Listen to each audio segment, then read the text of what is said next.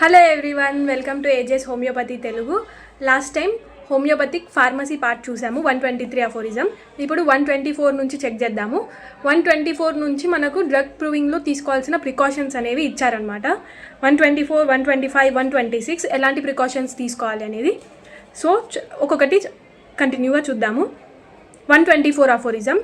For these experiments, అంటే drug proving experiments కోసం, every medicinal substance must be employed quite alone and perfectly pure. ఒక single medicine మాత్రమే మనం ఇచ్చి proving అనేది అబ్జర్వ్ చేయాలన్నమాట, దాని ఎఫెక్ట్స్ ఏంటి అనేవి.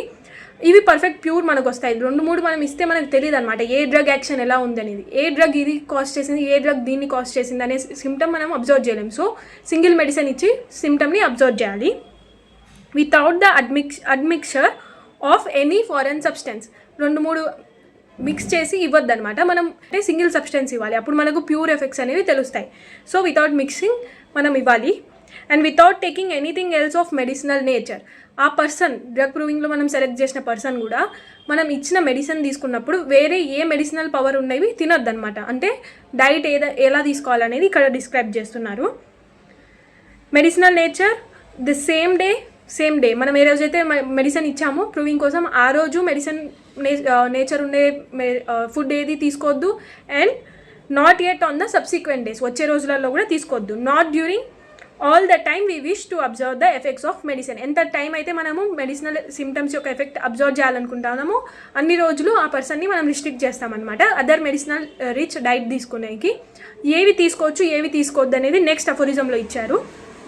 125. During all the time the experiment lasts, the diet must be strictly regulated.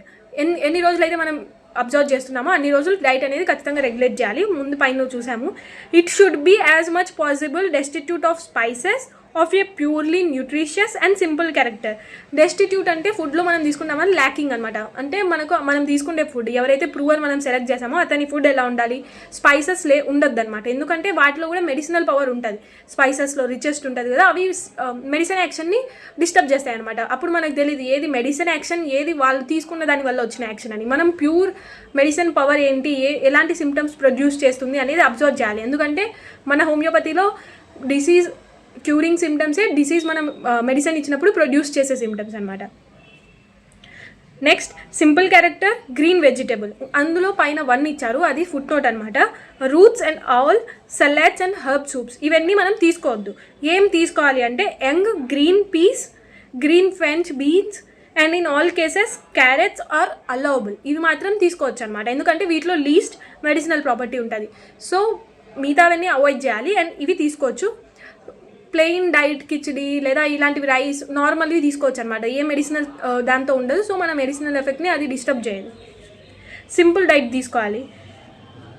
Which even when carefully prepared possess some disturbing medicinal qualities. ఇప్పుడు మనం పైన చూసుకున్నాం కదా సలాడ్స్, హెర్బ్ సూప్స్, అవి ఎంత కేర్ఫుల్గా మనం ప్రిపేర్ చేసినా దాంతో ఏదో ఒక మెడిసినల్ ప్రాపర్టీ ఉంటుంది కాబట్టి మెడిసినల్ యాక్షన్ని హ్యాంపర్ చేయొచ్చు. సో మనం దాన్ని తీసుకోవద్దు అనమాట. డ్యూరింగ్ డ్రగ్ ప్రూవింగ్ ఆ పర్సన్కి అవాయిడ్ చేయమని చెప్పాలి, should be avoided.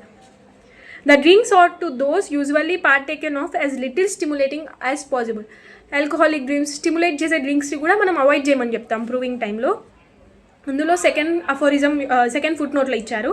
The subject of experiment must either be not in the habit of taking pure wine. ఎవరైతే మనం ప్రూవర్గా సెలెక్ట్ చేసామో అతను వైన్ అనేది తీసుకోకుండా ఉండాలన్నమాట. వైన్, బ్రాండీ, కాఫీ, టీ ఇలాంటి ఏ హ్యాబిట్ అతనికి ఉండద్దు అనమాట. Or he must have totally abstained from a consideration time.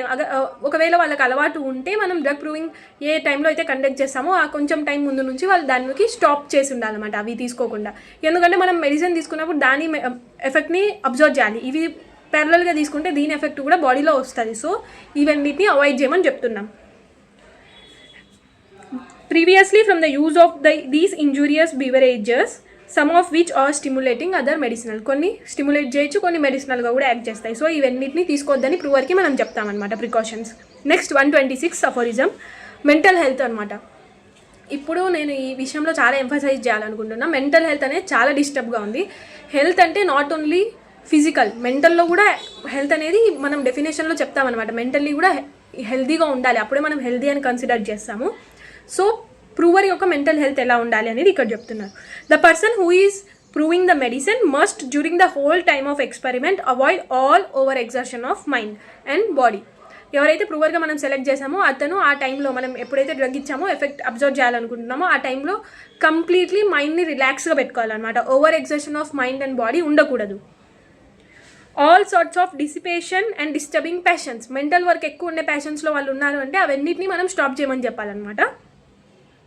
He should have no urgent business to distract his attention. మనం ప్రూవర్గా సెలెక్ట్ చేసాము, అతనికి ఇన్ని కాల్స్ వస్తాయి, పూర్తి రోజంతా బిజీగా ఉంటారు. అలాంటి వాళ్ళని మనం తీసుకుంటే మెంటల్ సిమ్టమ్స్ అనేవి మనం fine చేయలేమన్నమాట.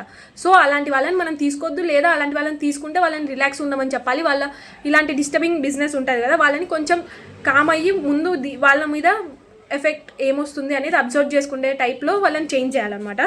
He must devote himself to careful self observation. ఎక్కువ వేరే థింకింగ్లో ఉండే వాళ్ళందరినీ కూడా మనం ప్రూవర్గా సెలెక్ట్ చేసినప్పుడు సెల్ఫ్ అబ్జర్వేషన్, ఏ చేంజెస్ వచ్చాయి, ఏం ఆల్టర్నేషన్ వచ్చాయని అబ్జర్వ్ చేసుకునేలా మనం డివియేట్ చేయాలి. And not be disturb whilst so engaged. అతను ఎంగేజ్ ఏదో పనిలో ఎంగేజ్గా కూడా ఉండద్దు, డిస్టర్బ్ ఎప్పుడు మైండ్ డిస్టర్బ్గా ఉండద్దు. ఎందుకంటే మనం సిమ్టమ్స్ అనేవి ఫైనర్ డిఫరెన్షియేషన్ చేస్తామన్నమాట మెడిసిన్స్లో. సో ఫైనర్ అబ్జర్వేషన్ కూడా పెట్టుకోవాలన్నమాట ప్రూవింగ్ టైంలో. His body must be in what is for him a good state of health, and he must possess a sufficient amount of intelligence to be able to express and describe his sensation in accurate terms. ఎంత intelligent అయి ఉండాలంటే అతని ఒక సెన్సేషన్ని అతను express చేసే టైప్లో ఉండాలన్నమాట. ఎవరైతే ఎక్స్ప్రెస్ చేయగలరో అలాంటి వాళ్ళని సెలెక్ట్ చేయాలి. మనకు తెలుసు అతను ఎక్స్ప్రెస్ చేయలేకుండా అంటే మనం అతనికి ఐడియాస్ ఇవ్వాలన్నమాట, ఎలా సిమ్టమ్ని అబ్జర్వ్ చేయాలి, ఎలా ఎక్స్ప్రెస్ చేయాలి అని. బుక్ అని ఒకటి ఉంటుంది, దాంతో డైరీ మొత్తం ప్రూవింగ్ స్టార్ట్ చేసినప్పటి నుంచి మెన్షన్ చేసుకుంటారనమాట ఏమేమి చేంజెస్ వచ్చాయి అనేది మైండ్ బాడీలో. అలాంటివి మనం ఇంప్లిమెంట్ చేయొచ్చు. ఇట్నా సెన్సిటివ్ ఉండాలన్నమాట పేషెంట్ ప్రూవర్. అతని చేంజెస్ని ఎక్స్ప్రెస్ చేయగలగాలన్నమాట.